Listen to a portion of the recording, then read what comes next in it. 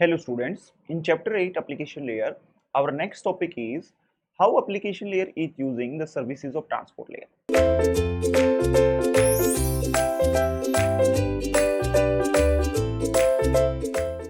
At transport layer we know we have two main protocols. One is TCP protocol and second is the UDP protocol. TCP protocol provides the connection oriented type of services or the reliable services you can say. But the UDP is providing the connection less services. UDP is mainly known where we need the fastness instead of reliability. So application layer have protocols and these protocols are using services of the TCP protocol or the UDP protocol. Let's see how uh, the application layer protocol using the services of transport layer and which protocols are using the services of which protocol of the transport layer. Let's see. First we know about that mainly UDP services are connectionless services. There is no need to set up any connection or data transfer or data connection termination type of phase. Your packet is called the datagrams, user datagrams in the UDP protocols, and your packet is act as an independent packet. You need to just release the packet. It's the responsibility of the packet to reach at the destination. Second, it is a message oriented protocol. Message oriented protocols means we divide our particular message into some size of message, or you can say the chunks of data, and we fix the boundaries between these messages. That's why we are saying this is a message oriented protocol. And this one is providing unreliable data transfer. Unreliable data transfer means there is no any type of flow control between the sender and the destination. There is no mechanism for the error control, like if any packet is lost in the network, there is no method to inform the server sender that your packet is get lost or your packet is get corrupted, because there is no flow control concept in the UDP protocol. That's why we are saying there is no type of error control. Error control in the UDP is present for the header of the UDP datagram, and that is a checksum. And we in the transport layer we see in the header of UDP, our header have a checksum field, and that checksum field is only for the header information, not for the data information. Okay, next if we see here, your UDP is not provide the reliability, flow control, congestion control.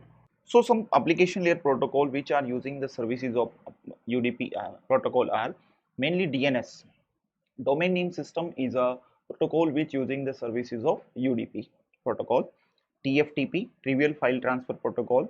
SNMP, simple network management protocol. ICMP, internet control message protocol. RIP, and this is the particular routing protocol on the application layer. So these protocols are mainly using the services of UDP, which we will see in application layer. So please remember these particular protocols which are using the services of UDP and TCP, and also their particular port numbers are also important. So let's see next one, that is the TCP layer services. We know TCP is a connection oriented protocol. TCP is a connection oriented protocol. Means you need to set up a connection between the source and destination machines. Connection establishment, data transfer, and the connection termination, these type of phases are coming to picture in the TCP services. And second is TCP is a byte stream protocol. Byte stream protocol. In TCP, we will give a sequence number to each byte.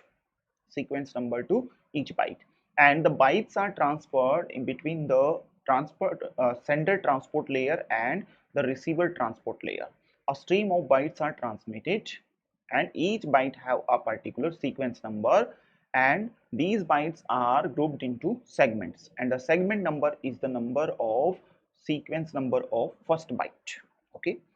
Second, it is a reliable transport protocol. Yes, we know TCP is an end-to-end protocol, end-to-end protocol, or process-to-process reliable protocol. We already see these things in the particular transport layer in the TCP protocol. TCP is a transport layer process to process reliable communication. Process to process reliable communication means this one is providing error control facility as well as the flow control facility between the sender and the receiver. If any packet is lost, the receiver notifies the sender by sending an acknowledgement that this packet is corrupt or lost. You need to retransmit that packet. Because of that, we are saying we have a reliable delivery concept in the TCP protocol. And flow control concept is there. The sender is sending the data according to the receiver window. Receiver will operate the sender how much data you need to send me. Okay.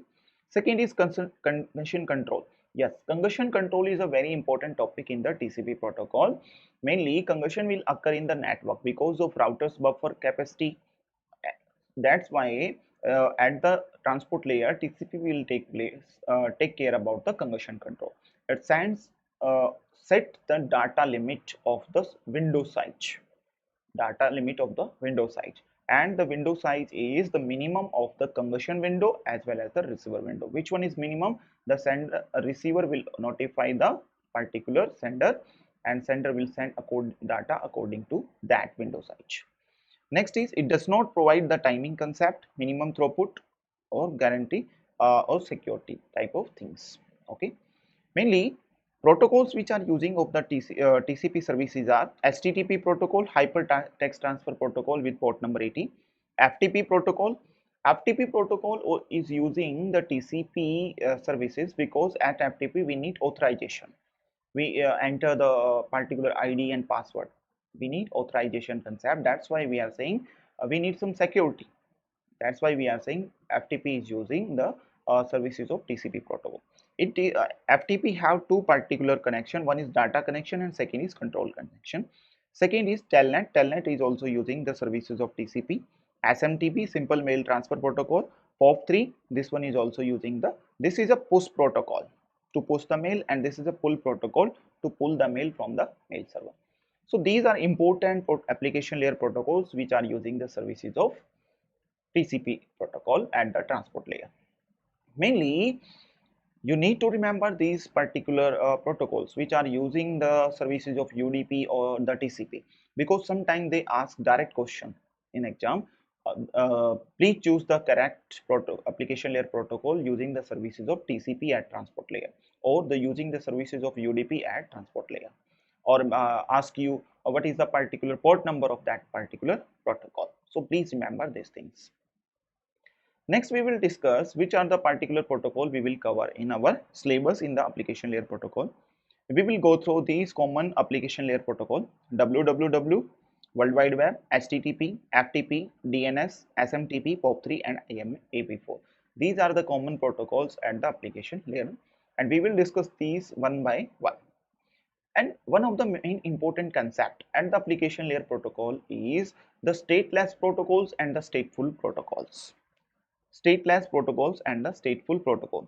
Stateless and stateful means when a client communicating with the server is maintaining a particular list or table which client sends request, and maintaining the database about the client connection.